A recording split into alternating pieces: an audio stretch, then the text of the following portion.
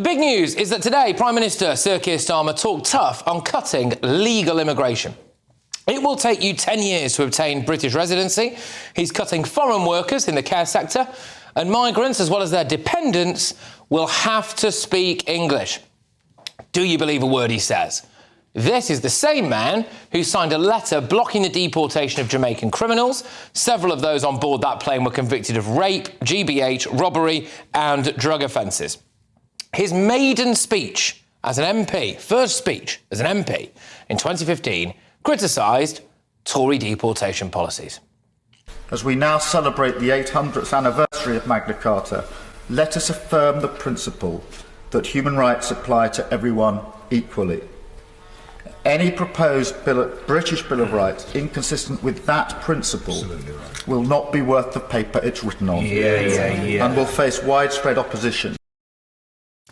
OK, he said there is a racist undercurrent that permeates all immigration law. He said the Labour Party needed to make the case for more immigration. The Labour Party's been a bit scared of making the positive case for immigration for quite a number of years. I think we need to turn that round. The whole of the United Kingdom is better because of immigration. The whole of the United Kingdom is better because of immigration. He demanded free movement with the EU post-Brexit and even wanted EU nationals to have full voting rights. But it's not just the Prime Minister, it's the whole Labour top team. Yvette Refugees Welcome Cooper wanted us to take more asylum seekers. So it is time for us to do more. And yes, the politics are difficult, but not if we do this together. It's time for the government to pull together an urgent national conference to work with communities and councils to see how many places we can offer to refugees from Syria and the Mediterranean. What changed, Yvette? What changed? Pat McFadden, the Chancellor of the Duchy of Lancaster, in 2018 said immigration debates dehumanise people. Oh, where's he today then? Is he out backing this? Deputy Prime Minister Angela Rayner in 2021 said our NHS would collapse without the staff who were born overseas and they deserve better than cheap xenophobia. Well, does she now have to go? How can she stand behind a man who today is pushing these so-called xenophobic policies? The Prime Minister also said this today. Growth question. I do think this is worth taking some time on because the theory that higher migration numbers necessarily leads to higher growth has been tested in the last 4 years. So we've had the highest net migration when the last government lost control to nearly 1 million and stagnant growth. And so that link doesn't hold on that evidence. Yeah, so Keir Starmer there, OK, saying what people like me and loads of you at home or wherever you're listening on the radio have been demonised for saying for years, that there is not a solid economic argument for mass immigration. And now he's coming out and saying it, despite calling people, you know, every name under the sun for daring to say that years ago. Well, Foreign Secretary David Lammy said this back in 2018. All the evidence shows, both EU and non-EU migrants are hugely beneficial to the UK. Almost every politician knows this. Mastermind himself there, of course. So, does he agree with today's announcement? Or does he have to go as well? Education Secretary Bridget Phillipson attacked Tory party plans to lower student migration numbers in 2023. So has she had a change of heart as well? Sir Keir Starmer has built a professional career, a political career, and quite possibly a friendship circle around being pro-mass immigration, pro-multiculturalism, and saying that it's great for the UK economy, and that people who oppose that are probably a massive racist. Well, today, he is asking you to believe that he now thinks the opposite.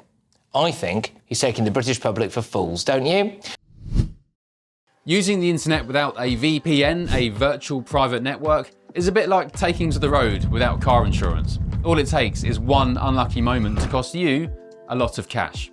This video's sponsor is Private Internet Access. They are the VPN to help keep you safe. Click the link in the description below to find out why over 30 million people have downloaded PIA to protect themselves online. A virtual private network is an app that hides your IP address and helps keep your data private. When you're browsing the internet at home, you give up a large amount of data to businesses, to shops, and indeed to social media giants too. Hackers have the ability to steal your personal data with ease, including sensitive information such as passwords, keystrokes, and even your personal photos. Private internet access helps protect your personal data by encrypting your internet connection to keep your data out of the hands of cyber criminals. And it's not just hackers either to be concerned about. Information can be censored too. When Canada passed their C18 bill, social media giants decided to ban news content on their platforms. But PIA can protect your ability to consume the news and content you love. Private internet access is available for Windows users, Mac OS, Android, Linux, iOS, and you can use one PIA subscription to protect an unlimited amount of devices. And we've got a huge GB News discount for you too. Click the link in this video's description and you'll get a massive 83% off PIA. That's under £2 a month, the price of a coffee, and you'll get an extra 4 months completely free on top. Also, there's a 30-day money-back guarantee too. Visit piavpn.com/GB News to start protecting yourself digitally today. Let's get thoughts from my wonderful panel this evening. We, of course, have journalist and broadcaster Carol Malone, Labour Party activist Chris Worrell, and the former chairman of the Tory party, Sir Jake Berry. Carol, I don't use this word lightly, because Keir Starmer will deny this. Is he just lying to everyone?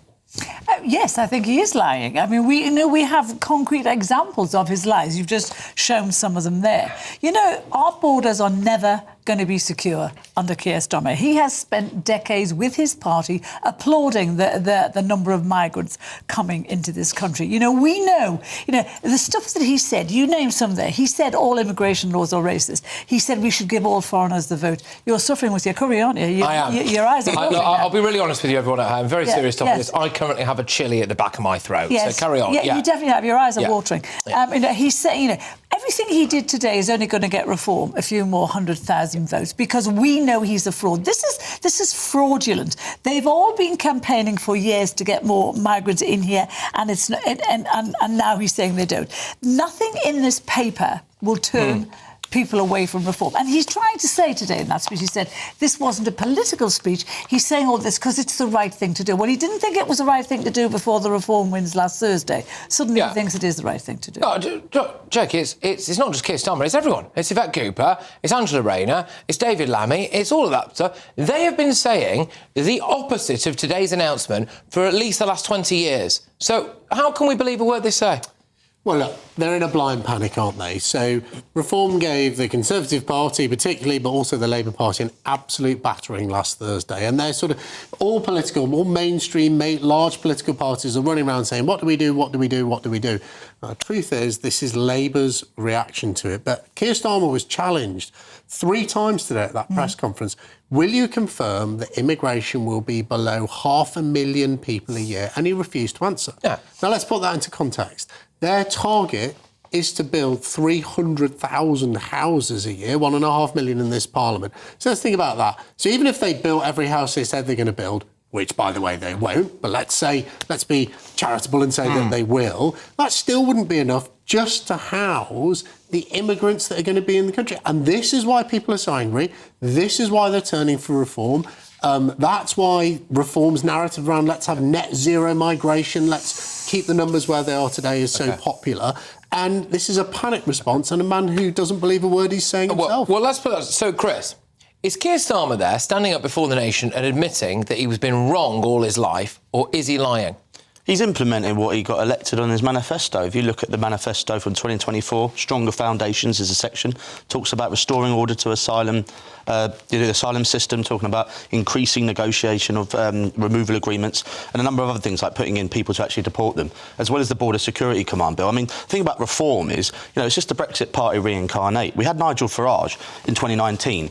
Stepped down 300 MPs when he could have had a say in the Brexit agreements. He bottled it. So now we've got all the people that have, battle for Brexit, all moaning about all this stuff that's happened today, when literally what has been announced today has all been put in the manifesto plan in 2024 and it's all been elected on, and he's implementing it. His manifesto said he was going to stop the vote, and he hasn't even made a dent. Can I zone in on something? Can I zone in on something that I must say I find really annoying, actually, which is the immigration stuff. Sorry, the immigration stuff. The economic side of it. Yeah, I find that really funny. The economic side of it, yeah. I've been hiding the economic side of it. OK, so him saying now, essentially, that the economic case for mass migration has been shattered. Well, we've all been living that for ages. And for as long as I can remember, if you said that there's no serious economic case for mass immigration... Far-right extremist, aren't you? Far-right extremist. Keir Starmer. Yeah. And in what fact, I find interesting can I just say, one of his own MPs today likened that strangers on the island quote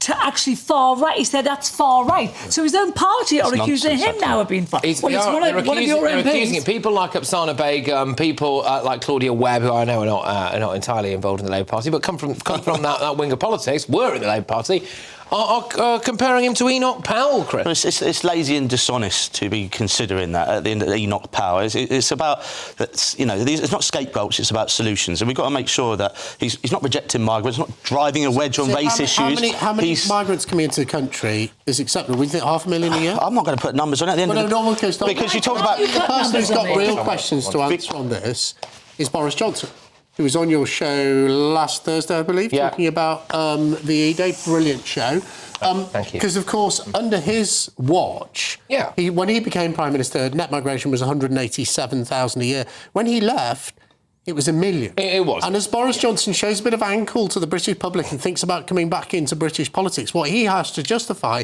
is that Boris wave. Why did it go up to... But you had the Migration Observation Committee actually putting all these things, to be fair to Boris, that was legal migration and just ramped it up. Can I ask you a direct question? Yeah, go on the economic side. If Starmer was still in opposition and the Tories had announced exactly this today, what do you honestly think he'd have said about it? Well, look, the thing about the economic point you made earlier is that the data is different now. It's across Europe they've been finding between EU and non-EU migration. You've got dynamic and... A nation of strangers? Because that implies that multiculturalism has failed, doesn't it? Well, we're a British society. We're not a multicultural society. I've always said that. And I think we've got to make sure we're not invoking any sort of, race-baiting politics. It's about fixing dysfunction. And that has been in the manifesto from day one. But this is just ineffectual tinkering. Yvette Cooper has said this will only reduce immigration by 50,000. That is about the same number of illegal people who came in here last year. Exactly. So it's not going to make any difference whatsoever. Breaking news. Sorry about this. Sorry to cut you off in your prime. Sorry, darling. Apologies, but I think you want to comment on that. All right, go on. So, some hugely embarrassing breaking news for the Prime Minister this evening.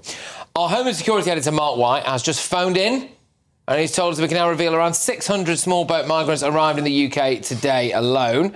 So that's the latest from our Home and Security Editor. That breaking news there.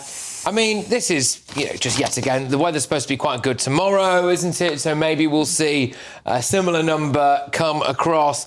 Yeah, look, I do, Jake, this is a guy, Keir Starmer, who has made a career, an actual professional career out of going into bat for people like this that we've seen culture. Then also a political career out of doing it. His maiden speech in the House of Commons was about this kind of stuff and how we need to be kinder. He's then also, I would guess, and I don't really need to guess because I do know a bit about this, that his friendship circle is entirely based, or not entirely, sorry, that's unfair, is largely based around people who don't believe in strong borders, who don't believe in deportations and all of this stuff. I don't think he's going to do anything about this because after politics, he's got to go back and go to those same dinner parties. And he is going to be persona non grata if he starts shipping people off. Well, I just don't think he'll do it. And I think what Carol was about to go on and say is that quite a lot of this... Well, let's put it into context, though. Bit of quick maths.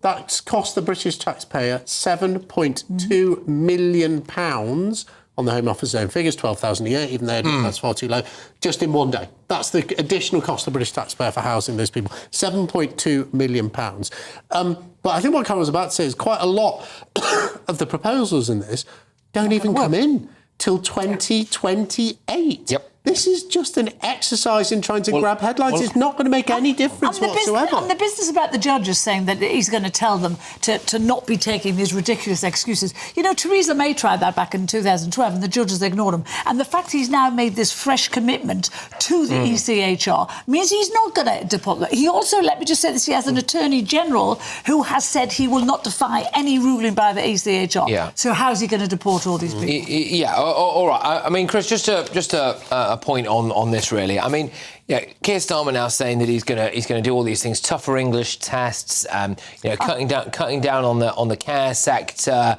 clamping down on all of this. Do you think he's a racist? It's not a hate crime to make someone want to learn English. At the end of the day, we've got to make sure we're focused on integration, and that's the way it should be. I mean, the thing about those boats coming over, none of them are going to be able to get citizenship. That's a Labour policy that's been in place, and that's for the ECHR. If we sort of remove ourselves from this European Convention of Human Rights, what will happen is, with 2/3 of the world we can't deport. Even if we want to deport the countries that we can deport to, we're not going to be able to, because they're going to say you don't comply with human rights. You've got trade deals reliant on it. You've got the Good Friday Agreement reliant on it. Two things. First of all, you say they're not going to be able to get citizenship. Absolutely wrong. If they have a successful asylum application, it's the current Labour government's policy. That's not the policy. That they get citizenship. The Conservative policy was that they would be deported for the crime. That's not the policy. And on the human rights point, Australia isn't in the ECHR. That's France or Germany. They still deport, no problem. North America, America or Canada, they deport people. Who are we going to deport it to? France. We're going to have to go. Look, it's up to... We could go all night. We could. Everyone at home, listening on radio, whatever you're doing, you can make your minds about whether or not you believe what Keir Starmer and that lot has had to say. But it's another thing for the likes of Angela Rayner and David Lammy, after Starmer's done the pensioners and the farmers and business owners over, that they have to line up behind that guy after a kicking in the local elections and say, I still back him. How many more of their beliefs are they going to compromise? How many more? Anyway, it's time for our